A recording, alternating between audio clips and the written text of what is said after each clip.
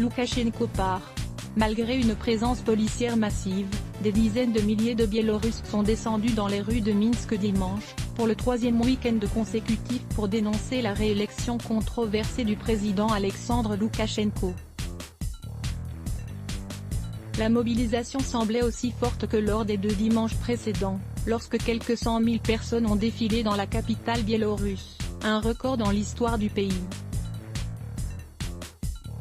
La mobilisation semble aussi importante que les dimanches précédents. Via Reuters, Alexandre Loukachenko, 66 ans dont 26 à la tête de la Biélorussie, fait face à des protestations quotidiennes depuis la présidentielle contestée du 9 août, qu'il clame avoir remporté avec 81% des voix tandis que ses détracteurs dénoncent des fraudes. Le dimanche est devenu désormais le jour de ralliement le plus important pour l'opposition, avec des foules importantes signalées aussi dans des villes de province. Policiers et militaires plus nombreux que à Minsk, les manifestants étaient au rendez-vous, malgré les efforts des forces de l'ordre pour les empêcher de se rassembler et les cortèges de se rejoindre. La police anti-émeute était présente en masse aux côtés de militaires masqués et armés, en nombre plus important que le week-end précédent, selon des journalistes de l'AFP. Les forces de l'ordre, ici lors d'une interpellation, sont présentes en masse. Via Reuters, la police a bloqué plusieurs artères de la capitale à l'aide de blindés et barrières, face à des manifestants scandant des slogans comme Loukachenko en fourgon cellulaire ou « habillé aux couleurs rouge et blanc de l'opposition ». Les manifestants se sont également rendus devant la résidence officielle d'Alexandre Loukachenko, le palais de l'indépendance, criant « Sors ! Où tu es renvoyé !» News l'été, l'essentiel de l'actu chaque matin, l'actualité vue par le Parisien. Je m'inscris. Un conseiller du président est allé à leur rencontre tout en rejetant tout dialogue direct avec l'opposition, tandis que de nombreux tireurs d'élite étaient visibles sur les toits du bâtiment. Le service de presse de M. Loukachenko a ensuite diffusé une photo du président en gilet pare-balles et fusil d'assaut à la main, comme il s'était déjà affiché la semaine dernière lorsque les protestataires se dirigeaient vers sa résidence. 140 personnes interpellées d'emblée. Les forces de l'ordre sont intervenues en début de manifestation arrêtant 140 personnes, selon le ministère de l'Intérieur cité par les agences russes, mais elles n'ont pas fait usage de gaz lacrymogène, de grenades sonores ou de balles en caoutchouc, comme elles l'avaient fait contre les premiers rassemblements après le scrutin contesté du 9 août.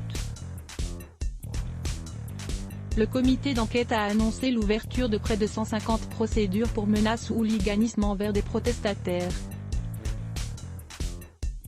Des pressions sur les journalistes et à Mehdi, les autorités biélorusses ont retiré sans explication leurs accréditations à plusieurs journalistes travaillant pour des médias étrangers, dont l'AFP, AP, la BBC et Radio Liberty. La figure de proue de l'opposition qui revendique la victoire à la présidentielle, Svetlana Tikhanovskaya, réfugiée en Lituanie, a dénoncé la banqueroute morale d'un régime usant de la peur et l'intimidation.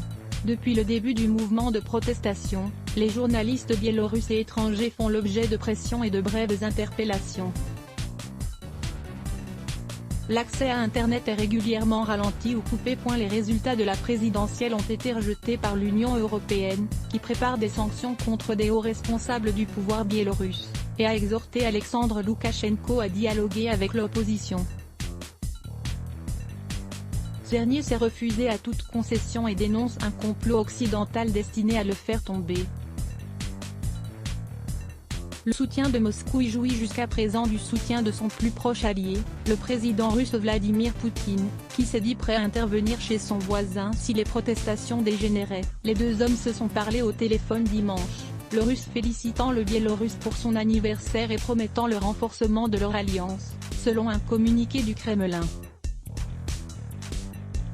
Les Européens avaient exhorté Vladimir Poutine à faire pression sur son homologue pour qu'il entame un dialogue avec le Conseil de coordination formé par l'opposition pour promouvoir une transition pacifique à la tête du pays. Cet organe fait l'objet de poursuites pour atteinte à la sécurité nationale. 2 de ses membres ont été condamnés à de courtes peines de prison dans d'autres affaires. Plusieurs autres membres ont été convoqués par les enquêteurs, dont la lauréate du prix Nobel de littérature, Svetlana Alexievitch. Plus de 300 sportifs biélorusses de haut niveau ont également appelé publiquement dimanche à l'organisation de nouvelles élections. Let's block ADS. Why?